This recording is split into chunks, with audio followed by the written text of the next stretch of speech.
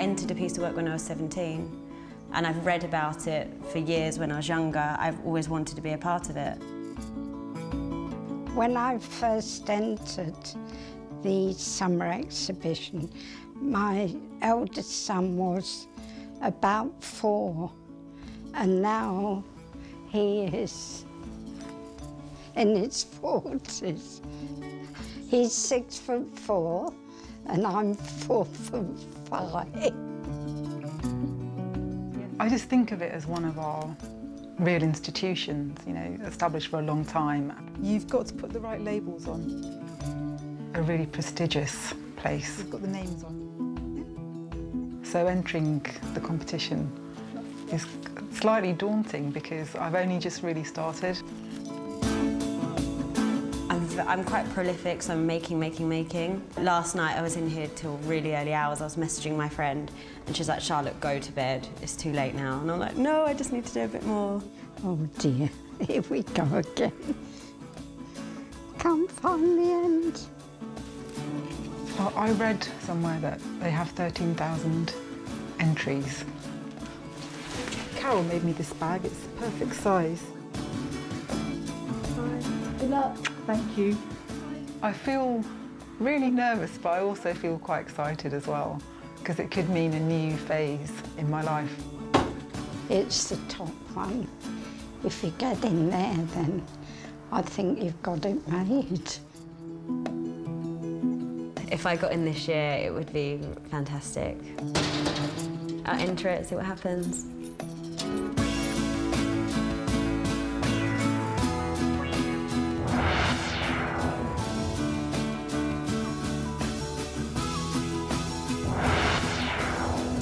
This is the Royal Academy's summer exhibition. It's the largest open art exhibition anywhere in the world. And over the years, I've come many times. I've visited it, I've had to review it, I've even entered work into it. But the thing I always think when I see people submitting work here is, why do they do it? Why, in fact, do we do it? Where does this compulsion to create actually come from?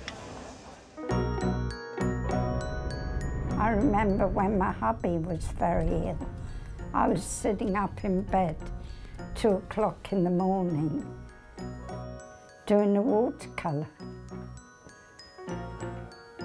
and I could forget all that was going on. You lose yourself in it. If you love what you do so much, you'll do it. If you're on your own, wherever you are, you can do it living in a cardboard box. But if you're a painter or a sculptor or a poet or a writer or a filmmaker, you will make sure you do that. If you're dedicated and you're going to be an artist, you'll do it. My husband has always been very supportive. I was really ill for a long time and had a long treatment. And at the end of it, he said to me that I should do what I love after everything that I had been through. I've been shortlisted 10 times, and last year I actually got in. That was fabulous.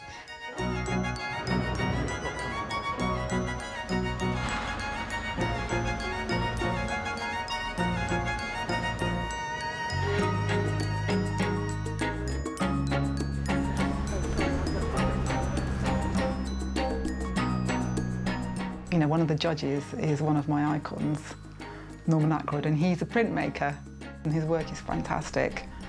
So it's quite exciting to think of Norman Ackroyd seeing my work. That is actually a bit of a dream, really.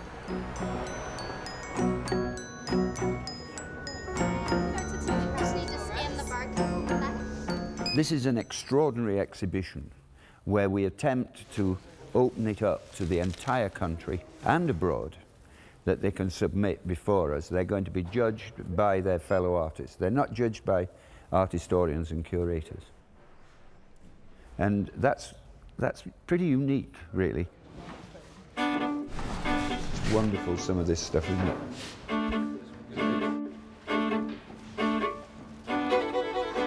I think I appreciate much more the judges being artists than critics.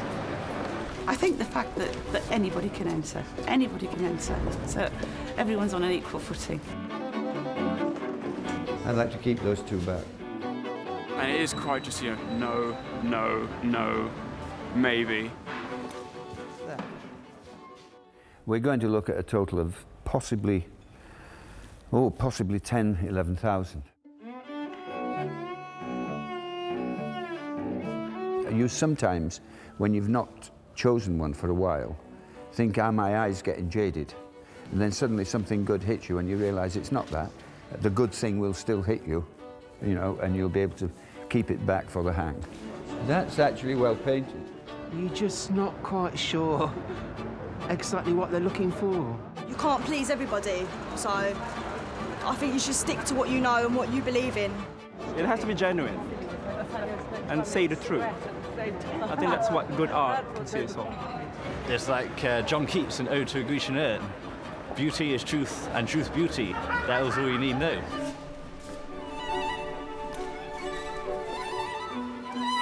And there's nothing more I can do. And it's in the judges' hands now. Oh, there's some different work going on. Mine won't stand a chance in there.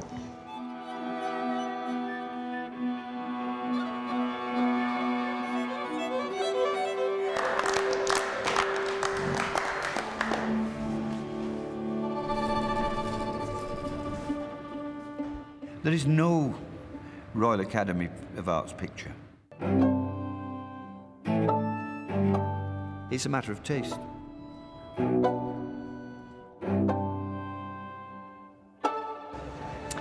It is all about taste, and taste is a very personal thing. Now, all careers in the art world depend to some extent on the vagaries of taste, the judgment of others, but it's especially true of the thousands of unknown artists who submit work here at the Royal Academy every year.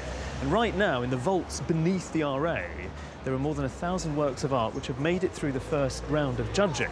And today, I'm going to have a look through them with a top-draw commercial art dealer. And I'm very curious to find out what she makes of it all.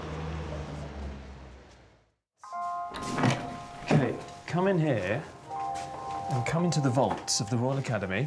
The vaults of the Royal Academy. What a privilege. It took the judges 5 days to choose the shortlisted 1,000, but only half of this lot will actually make it onto the walls.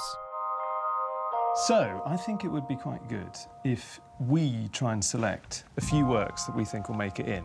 It's not a competitive thing. Maybe it is. It could be slightly. But in order to handle it, we've got to wear these gloves. And then I think we're allowed to just kind of rummage around. Great. And we can see what we can find. Well, I'm going to go around here, I think. I have a feeling there's some fertile picture territory this way. I'm going to head over here. John is my art handler for the day. And you have a colleague who's going to look after Kate, right? Yeah, let's start this end and work our way through. How do you actually approach this, genuinely, when you see works of art that you've never encountered before? You can give them really just a couple of seconds and know if it's something you're going to engage with or that's interesting. So it's a gut thing? Yeah, I think it is. But it is interesting taste, because in a funny way, it feels like quite a conscious, refined thing that you learn. But you're saying it's the opposite, that it's something much more instinctual. I think you can combine the two in an ideal world. But again, it's always going to be, you know, highly personal to me. In some ways, I think doing the job that I do, I may have lost my own personal taste. It's quite hard for me to choose art that I want to buy for myself, to sort of divorce myself from my day job.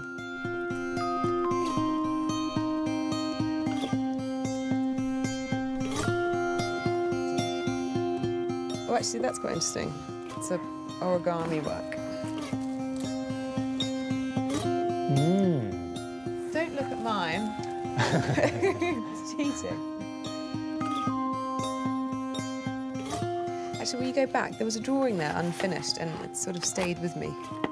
What you potentially see in the summer exhibition isn't necessarily what's considered, you know, the cutting edge of the avant-garde London art scene. But I think that's really refreshing, because I think we think we're these big taste makers and everything that we show in our galleries is the be-all and end-all. And actually, we're probably speaking to a much, much, much smaller audience than this show would speak to. I mean, this is seen by probably 200,000 people, the summer show, and enjoyed by them. You know, it's completely non-elitist. I do actually rather like that one. Yes, please. This stack, for me, is barren. Let's find another stack. I'm going to come over to that stack in a minute. You're going to find now I'm going to all make 5 millions. of your I'm works. going to sell them all for millions of pounds. All right, Kate, well, this is your selection. It is, yeah, this is what I've come up with. There is something quite consistent, I think, about what you've chosen. Those two definitely work together. Yeah. These two have a similar feel. What I liked about these three was that a photograph very quickly becomes nostalgic. You know, it's very difficult for a photograph to live in the moment. It dates really quickly. And so this looks like you're looking at a family snapshot. And it's when you look back at an old retro photograph, everyone always looks like they lived without colour in their life. But of course, they were just as colourful probably then as we are now. This one, I think, does have a sort of fairly autobiographical connotation for me because there's nothing I love more than art history. So you've got Guernica, Hokusai's Wave, Raphael, Lichtenstein. Of all of them, it's probably the one that I wouldn't sell in my gallery, but it's one that if I saw it at an art fair and I could afford it, I'd just have to buy it. That's interesting. Different levels of taste. Your own personal one versus what you might sell. Oscar Wilde said that all criticism is a form of autobiography. Yeah. And I feel a bit like, I haven't shown you mine yet, but it's slightly exposing, actually, when you pick things and then say, this is what I've chosen. Yeah, particularly when we've got two references to fake blonde hair. Yeah, what's that telling us? I'm starting to get a bit worried, actually, about my taste level. I've picked things that I think are quite pleasing, satisfying images that you could have at home, that you might have on a wall in a small, intimate, domestic setting. If this makes it in, we could be wandering around the exhibition and there'll be a moment of stillness and quietness and a space for technical brilliance within the show. So that was the thinking there. Yeah. Walthamstow Marshes, which is somewhere I cycle through quite a lot, so again, a personal connection. And although it's another sort of monochromatic work, again, I think technically it's very good. This one is pretty safe and I think was kind of pleasing. Now this, I just picked tongue-in-cheek, not because it's just a bunch of statues of naked women, but I liked the idea that it's sort of puncturing the pretension sometimes of looking at art and doing a bit like what we're doing now, pontificating about something. But my favourite piece of all is this very big photograph. And there's no one in this, but it's clearly a self-portrait and it feels full of identity and personality. Even down to, you know, finishing the coffee to kickstart some inspiration at the beginning of the day. That feels warm, doesn't it? Yeah. As a journalist, which of these artists would you want to sort of know more about? This is clearly complicated and there's a lot happening here. Yeah. You want to find out about the person who's created it. There's a creative intelligence behind it. Yeah. Well, we've had a sense of being like the people who see these works initially pass by. I've got it's a lot a rush. of respect for them. Having said that, I feel quite confident about at least 2 to 3 of my picks. You're quite confident about yours. I'm quietly confident. I hope that I see some of them in there. But the next stage of this is obviously from tomorrow, all of the works that are selected will be put in the gallery and someone starts to hang them. And then, of course, you have a much more complicated process of how they bounce off against each other, making a coherent room. Rules, hanging a show, really. The works we've chosen, as well as all the others in the vault, are going into the hallowed galleries of the Royal Academy, while the rejected works are stacked in their thousands for collection. Back in the outside world, the first letters of notification are going out. My husband told me to practice my faces, but I haven't. Oh, they haven't been chosen. So that is sad. I feel really disappointed, but on the other hand, I know a lot of people entered, and it's not going to stop me entering in the future. I think my work's good enough to be shown there. I've got so used to getting the old reject that... Ooh. I'm pleased to inform you that the selection committee is still considering your works. Oh, that's made my day. Oh, that really... They're still considering my work! Yes! Okay, cool. Woo! Amalia? My mum needs a hug because my work wasn't selected, so I feel sad about that. Okay, I'll give you a hug. Thank you. I have to go upstairs and do homework now. Bye. How could I be unhappy?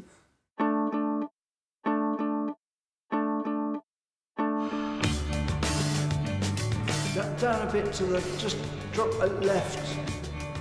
Once the shortlisted works are in the galleries, the serious business of the hang is underway. Is the other Ivor, is that the way up, is it? And it's all done under the watchful eyes of this year's coordinators, Norman Ackroyd and Eva Jurikna. Their job is to hang an exhibition, not just of members of the public, Get the Owen boy. but of famous artists too. That's the great thing about the summer show. I remember Jasper Johns giving me an absolutely beautiful, massive etching, and I just chose about a dozen really beautiful student works and hung them around the Jasper Johns. It was a kind of shrine, you know, but you can do that in the summer exhibition. What an amazing validation, particularly when you're potentially next, in the next room is Anthony Caro. I mean, how brilliant. I mean, actually, I'd love it if they hung all the pictures with no labels. But, emphasise the fact that it is a completely mixed occasion. Norman and Eva might be judges this year, but back in the day, they submitted themselves. Because if you want to be an artist, that's what you do. I submitted my drawings in 1973, I think that it was, and they were hung on this wall. And I never expected that anybody would select my little drawings, so it was just an absolutely fantastic event in my little life. Before I was an academician, I used to submit for the summer show, and most years I was accepted and hung, but a couple of years I was rejected and not hung, and I was disappointed. In order to make it a little bit sweeter, we always open a bottle of champagne when we lose the competition, and then we cheer up and sing, okay, so when is the next one? You've got to be tough as old boots as an artist, especially to get past the age of 40. There's the old quote that everybody is a poet at 18. To be a poet at 40 is to be a poet. And if you can survive right up to the age of 40 and you're still working then, you're probably going to carry on doing it for the next 30, 40 years. Nice, nice.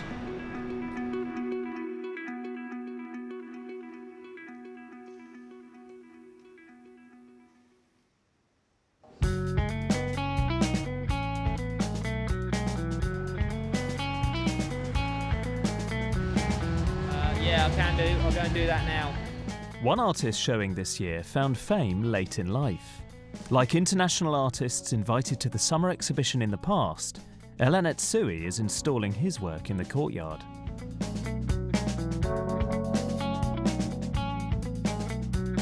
Hi, El. Hi. Hello. Good to see you. The piece is looking spectacular. It's actually a work that I hadn't seen face to face because I worked on it all on the ground. So this is my first time of actually seeing it. What's it actually made of? It's bits of metal? Yeah, it's made of liquor bottle caps, that I cut and flattened out and then joined together into the sheet. His massive works have been hung in Berlin, Venice and New York, but this is one of the biggest of the lot. It's made by a huge team of workers in Nigeria, stitching together 250,000 bottle tops. I found them in a bag that was thrown in the bush. I knew because I touched them and they were soft and you could crumple and all those things and say, well, this is something that could be developed into an expressive material. It's like stumbling across treasure. Yeah. But only you would have known. Elan Etsui found fame with these great shimmering cloths at the age of 70. He's proof positive that recognition can come late.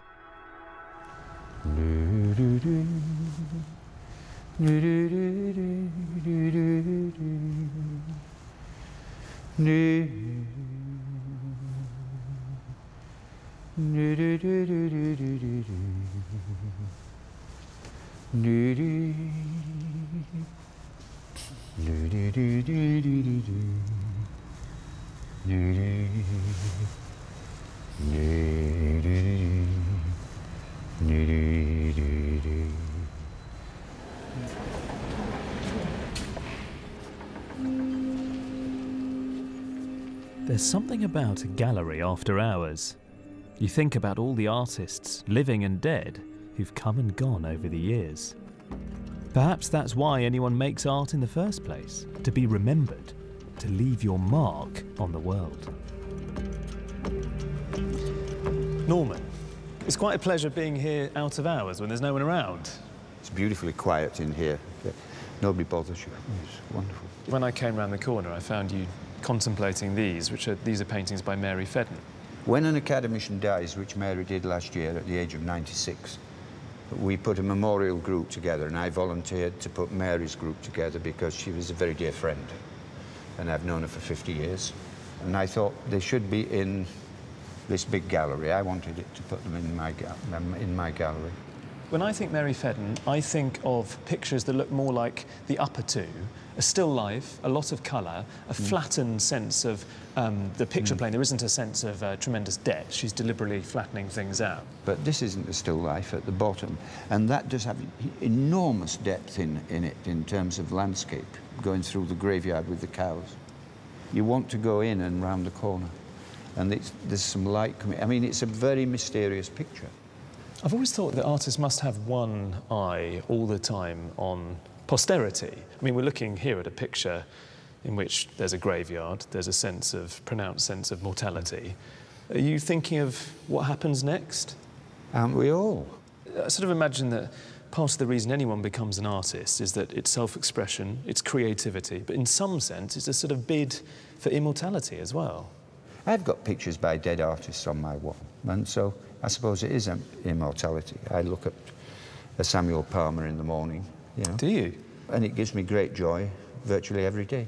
So I suppose it's immortality. Maybe my etchings will give people that kind of joy. And so I suppose it is immortality, yes. So I concede. All right? Yeah, but I don't mean it's not a sort of egotistical thing, but I always imagine, you know, as a successful artist, you must think and hope that that's what will happen to your work. I hope my work survives, and that some people carry on looking at it in 100 years' time and think that's not at all bad. Are there certain subjects which are going to encourage immortality within art? The human face will always be a subject. In the Uffizi, there's two Rembrandt paintings about that size. One of him when he's a young Jack the Lad, and one of him about a year before he died, and they're sitting there. And there's Rembrandt's life, and the way he could look at himself and was in touch with his own mortality and all that kind of thing. Yeah, well, that's what Rembrandt's about. But there's a paradox there. He's painting his own mortality, and in doing that, he's achieving